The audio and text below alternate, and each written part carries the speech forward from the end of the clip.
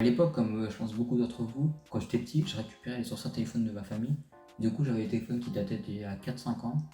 Et à un moment, j'ai réussi à avoir l'iPhone 4S. En fait, l'iPhone 4S, ça a été le seul téléphone qui a été aussi bien optimisé et qui a réussi à tenir 5 ans.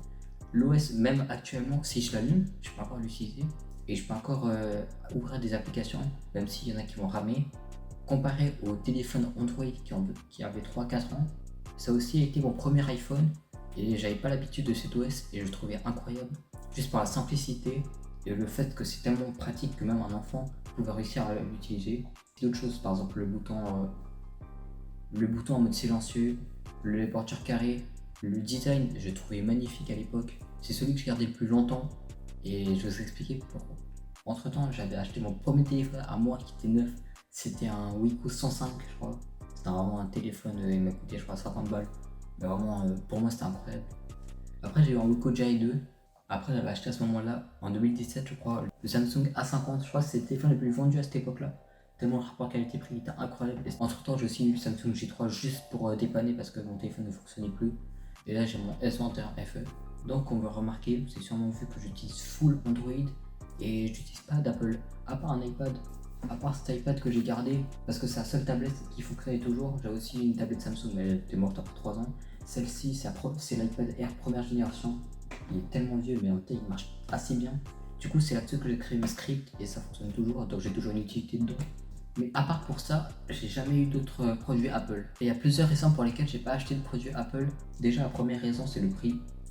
Quand on regarde le prix, par exemple, sur le site d'Apple, et je vous parle surtout en neuf, vous avez l'iPhone SE de 3ème génération en 5G qui est à 500 € environ.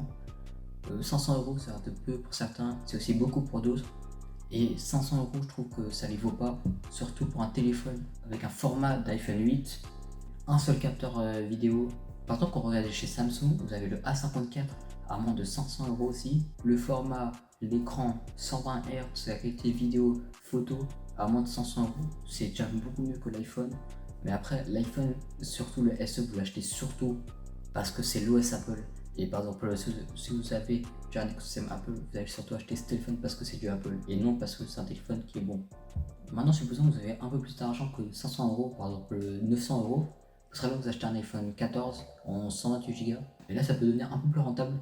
Et surtout si vous créez un écosystème. Déjà, l'écosystème Apple, il est incroyable. En même temps, c'est quand même un gros piège, je trouve. En fait, l'écosystème, il marche tellement bien. L'écosystème Apple est tellement simple à utiliser et tellement coordonné. Et c'est tellement bien d'utiliser tous ces produits et voir qu'ils fonctionnent tous ensemble. Généralement, quand vous achetez un iPhone 14, vous n'avez pas acheté que l'iPhone. Vous avez aussi acheté des AirPods, peut-être une Apple Watch, peut-être un iPad, peut-être un MacBook ou d'autres choses comme ça. Et le problème, c'est par exemple quand on regarde l'Apple Watch, elle fonctionne que avec l'iPhone. Ça veut dire que votre Apple Watch, si vous n'avez pas d'iPhone, ou si par exemple vous le cassez ou vous le perdez, ça ne marchera plus. Pour faire fonctionner votre Apple Watch, vous êtes obligé d'acheter un iPhone juste pour pouvoir utiliser une montre. Par exemple, quand vous regardez chez tout constructeur, par exemple Garmin, peu importe la marque, vous avez juste une application installée, vous pouvez faire, donc c'est plus utile. Le problème, c'est le manque de variété. Quand vous regardez par exemple l'OS entre l'iPhone 4S et l'iPhone 14 Pro Max, vous voyez que les icônes se ressemblent beaucoup, la police, la taille, le design, tout se ressemble énormément et ça peut être un problème. On peut pas installer une surcouche comme sur les téléphones Android. Alors c'est vrai, on peut personnaliser avec les widgets, peut-être mettre un changement dans la couleur du texte, mais c'est très limité. Sur un Android, tu installes une surcouche qui change tout. Attention, cette vidéo, c'est pas pour vous dire de ne pas acheter d'iPhone, c'est juste de savoir les défauts avant d'acheter un iPhone. Moi, je sais très bien que à tout moment, je pourrais avoir un iPhone dans la poche au lieu de mon Samsung, mais ça, c'est à voir. Je vous laisse là. Moi, je vous laisse là-dessus. Prenez soin de vous, c'était Daylight.